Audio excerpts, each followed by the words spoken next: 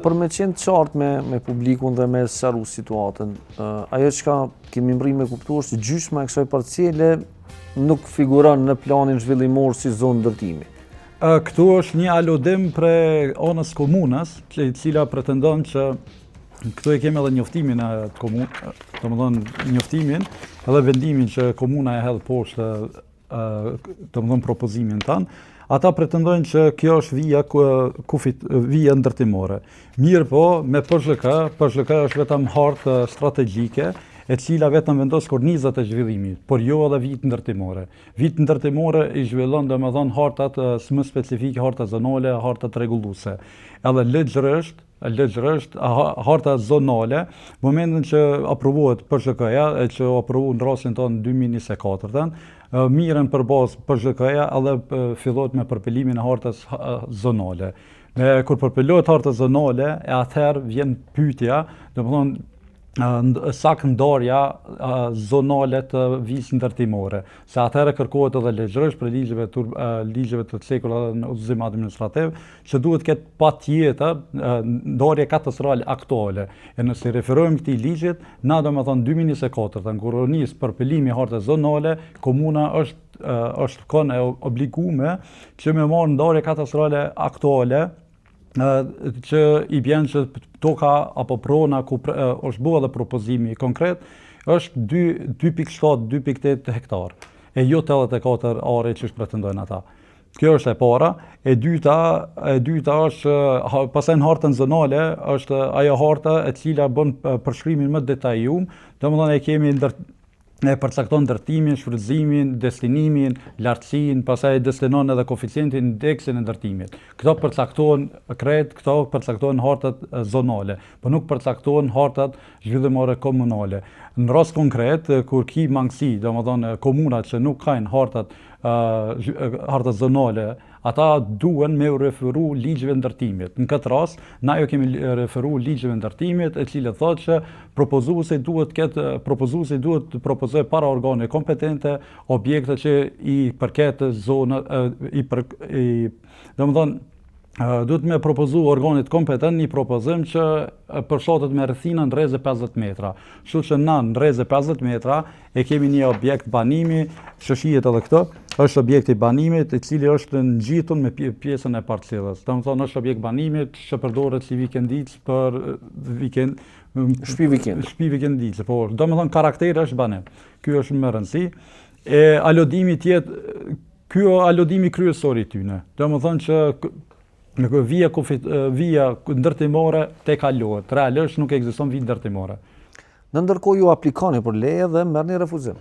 Po, na aplikojmë për leje, fillimisht aplikojmë për kushte ndërtimore, ata na thirrin në takime, bëjmë edhe takime miqësore, na të kuptojmë që me elabru problemin, ty mendu që ka probleme në realitet. Edhe vazhdojmë me bisedime, ata arsyetojnë që keni probleme prej ministrisë edhe nuk po dojmë me marrë barën që me fillu një projekt që në të ardhmen pastaj me hasëm pengesa tjera. Kështu që na e pranum njoftimin para prak, ku ata na obligojnë me bo projektin vetëm për 84 orë, ndërsa pjesën tjetër e deklarojnë si pjesë tokë bujqësore, sipas tyre. E na përmes avokatit e bëjmë një parashtresë, në parashtresë e cekim saktë, domethënë mundojmë me bo arsyetim ton teknik, tu i alodu në ato që gjejmë mirë kuptim për anës komunës, edhe gatishmëri për me kuptu, domethënë saktë aspektin ligjor. Se qëllimi nuk ka qenë prej fillimit me bo shkile ligjore, me nis një projekt që mund me hasën pengesën të ardhmen. Ideja ka qenë është investitor që ka punu me vite jashtë. Ideja ka qenë që me orë me punu me standard lartë, me punu me regla, me punu ndërtime konform ligjit. Kështu që në këtë rastin konkret edhe ju kemi mundu me arsyetu edhe përmes parashtresës, kemi cekë qartë që momentin që nuk ka plan zhvillimor duhet me referu planëve rregulluese komunale, e që plani rregullues komunal thotë që duhet me edhe ligjin të për ndërtim që ceka pak më herët, L118, që në raste konkrete kur nuk ka plan harta zonale, duhet mu propozu një ndërtim me koeficient deri 40%. Domethënë koeficienti në rastin tonë nuk e ka tekalu përqindjen e caktuar, është nër 40%. Je mundu legjërisht me kanë soza të çdo aspekti me përfil kresandaret e mundshme. Me fjalë tjera, pastaj e kemi dorëzu pjesën e parashtresës, në momentin që kemi dorëzu pjesën parashtresës, kemi marrë përgjigje negative prej anës komunës, janë zyrtar ligjore, domethënë është përgjigje prej zyrës ligjore, përgjithësi për zyrës urbanizmit, të cilat sipas tyre pretendojnë që ajo që kemi cek në parashtresë, ligjet nuk qëndrojnë. Edhe pas këtij vendimit në ka ardhur dhe vendimi final, domethënë vendimi i hudhjes. Sipas këtij vendimi datës 5/8/2024, këta pretendojnë që nuk mund të lëshohet kushte ndërtimore për objektet lagje banimi me etazhitet podrom përdes plus një kat, për arsyetimi që pala nuk ka shpreh interesim për dorëzim dokumentacion të kërkuara. Kjo nuk qëndron se na brenda fatit shtatorit sa është për kategorinë e parë, e kemi dërguar parashtresën përmes avokatit tonë të autorizuar. Domethënë na kemi bashkëpunuar me ta dhe jemi mundu me gjetë modalitetin që me arrit deri te ajo në formë më ligjore mundshme për me arrit me realizu këtë lagje. Mirë po pas këtij takimit pas këtij hudhjes të vendimit nuk kem pas lidhje tjetër përveç se më ju drejtua edhe ministrisë, organit më të lartë, me shpresë që ata vendosin drejt. Fatmirësisht ne e kemi bërë ankesën. Këtu e kemi pjesën e ankesës, domethënë që e kemi realizuar te Ministrinë e Planifikimit Hapsinar.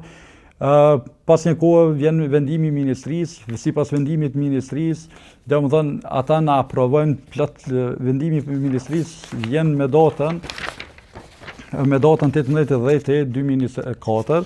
Sipas vendimit ministrisë, po e citoj, aprovohet si bazuar ankesa Hamdit Senës nga Ravesi, domethënë është aprovuar e tërësishme ankesa e Hamdit Senës, që bie që gjithë ky ankesa me ato ligje që kemi cek, krejt këta kanë qëndruar.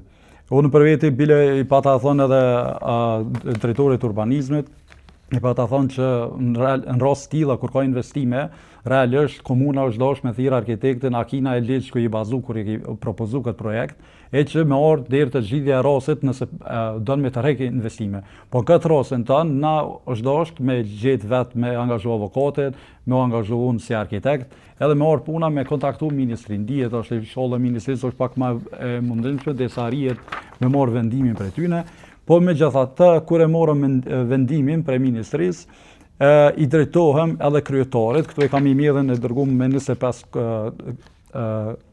tetor të vitit 2024, i drejtojmë personalisht edhe kryetarit. Për këtë email nuk ka që kam pranuar, domethënë në përgjigje konkrete prej kryetarit. Në këtë email kam kërkuar bashkëpunimin e kryetarit dhe përdorimi i autoritetit i kundër zyrtarëve kompetente, edhe na të kuptojmë që me ardhje të zbardhja e rastit, më ulën me diskutu edhe nëse me zbatu vendimin e ministrisë.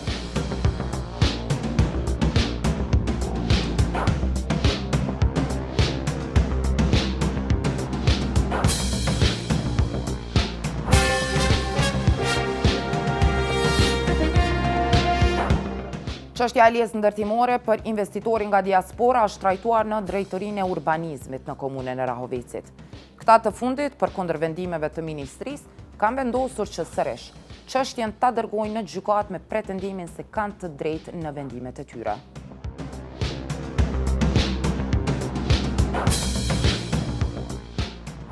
Na i kem kërku palës në vendimin e parë, njoftimin e parë që në këtë pjesën prej 84 ari, ta sjell projektin për të marrë kushtet në parcelën që është brenda zonës ndërtimore. Por pala ka pretenduar se duhet merr kushtet edhe në pjesën që është me Gjelbër këtu, është zonë bujqësore sipas planit zhvillimor komunal, ndërsa drejtoria ka qëndruar në vendim që kushtet mund të lëshojnë brenda zonës ndërtimore.